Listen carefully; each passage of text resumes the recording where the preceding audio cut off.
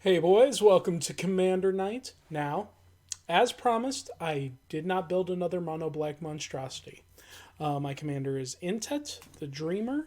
It's nothing special. It mostly has red cards for some creature destruction, some blue for draw, a little bit of green for reclamation, and that werewolf that does damage to you every time you cast spells.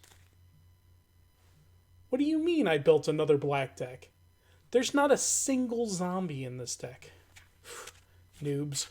Now, roll call, scrubs!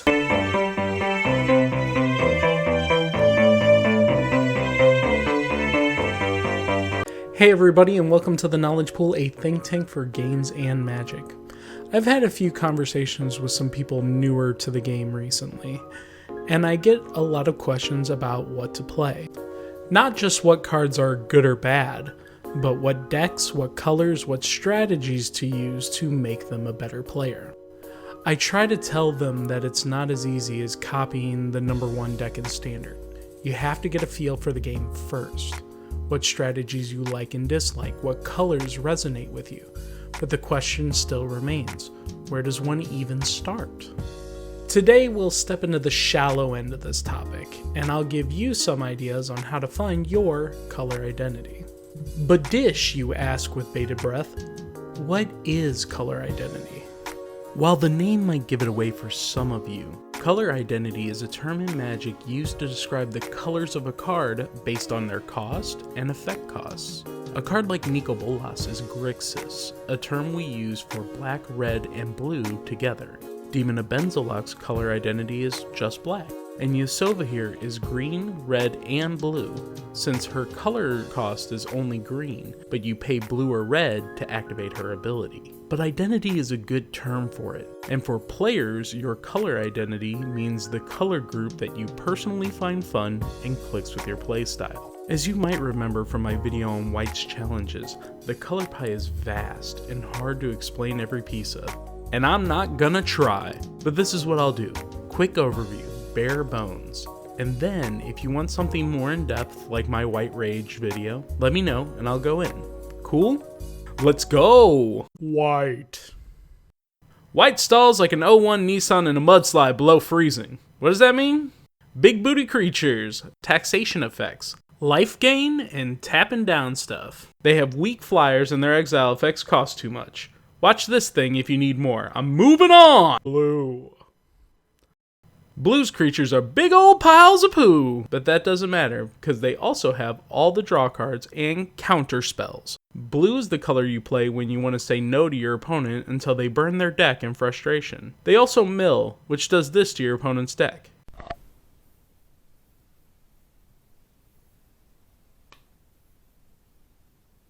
And you win!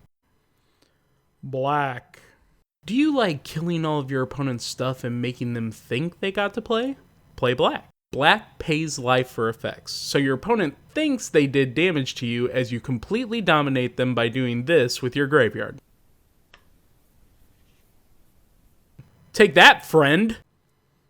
Red. Like turning weak creatures sideways until your opponent dies? Of course you do, you're a player of culture! Red plays fast and hard, like hot water freezing in the Yukon. Play a bunch of goblins, throw fire at your opponent's face, and win. Do they got a 1/5? You're out of luck! Green.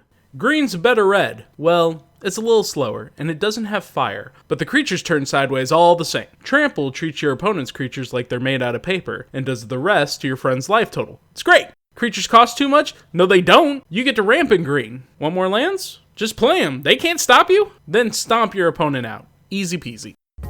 Now that we know what all the colors do, how do we find out what color or colors is right for you? Let's look at the process. Number 1, pick what looks cool. I know this advice sounds really stupid, but honestly it's often the best way for a new player to seek out what flavor of Magic they want to play. This game has amazing art and outstanding mechanics, but it's a lot. Like, a lot. I never wanted to play this game as a kid because all of the cards I thought looked cool were too expensive to put on the field, until I found vampires. I love vampires. All of the horror creatures, really, and the spirits and fanged creatures of the nights called me to black aesthetically, and later, mechanically. I found myself thrilled by removing my opponent's threats, then stalking them with my clanmates and thirsting on their blood. I was 15. What do you expect? But many of my friends liked other fantasy tropes. Noble knights, vicious goblins, cunning dragons, and great beasts of the forest. Every tribal build leads to a little more understanding on how things synergize within Magic. Number 2, start simple but fun. The most commonly played color by new players I've met through the course of my life is mono green. The aesthetics are behemoths and giants and tree folks, elves and wolves, but I think it's much simpler than pictures on the cards. See this black card that costs 2 for a 2/1? This green creature is a 3/3 for 2. Green just seems to hit harder to a new player, and its strategy is pretty easy to grasp. Play a big creature, swing for the fences. And as long as they're having fun, it's the right strategy for them. But it doesn't take long for results-based thinking to sink in. Why do I lose so much with green? I'm playing the biggest creatures. Well, here's your problem, kid. You don't have any interaction. Here, take these fight cards. This'll remove those pesky flyers. Oh, you like killing creatures. Well, let me introduce you to a little friend of mine called Murder. Now that Death Touch won't touch you. What's that? You want to draw more? Well, I've got a divination here for you. Number 3, experiment. And the cycle continues. As your skill grows, you'll want to try different colors, even combinations of colors. This is a normal part of your growth and color identity, and you should feel free to explore these urges with others. Maybe you like flyers, but run out of cards quickly. White-blue can provide you with a ton of cheap flyers, and the draw to refill your hand if it goes south. Adding black to the red weenie deck can give you removal of heavy blockers to push in that little bit of damage to win. And if this turns into 3 color combinations or more, that's fine too. You can learn about mana fixing and paying on the curve, and a host of new strategies as you experiment with Jund, Esper, Bant, or Jeskai. Number 4, step out of your comfort zone. So let me say this first, I get it. Sometimes people get into a streak or a rut and they feel like they can't play anything else. I spent 5 months on a mono black drafted and constructed streak, and it felt like no other color would ever function for me again. And while I do love black, I since relearned the color wheel.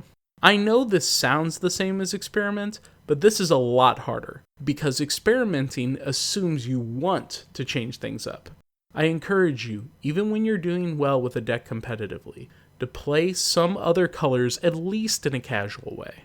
Maybe you could build a commander or brawl in enemy colors to your flavor. Or try one of the side events in monocolor if you've been multicolor for a while. Look at the card lists and see if there's anything that pops out to you in an unfamiliar color and try it. Maybe you'll find something new and great for you, or maybe you'll affirm your color choices. But you will learn something, either about the game or yourself. And it's okay to learn about yourself. And that's it for this primer on color identity. If you want a video to go more in depth on this, or have any comments about past, present, or future topics, please engage in the comments below. And if you like what you see, maybe subscribe. I've been Dish, and everybody out of the Ritz will meet at 9. 1, 2, 3, 4, 5, 6, 7, 8, 9 I o'clock. pay the bill, you taste the wine. Driving back in style in my saloon would do quite nicely. Take me back to yours, that will be fine. Come on and get it. Ooh, love. There he goes again. There's my good old-fashioned verb. Oh, what you doing tonight? Hey boy, everything's alright. Just hold on.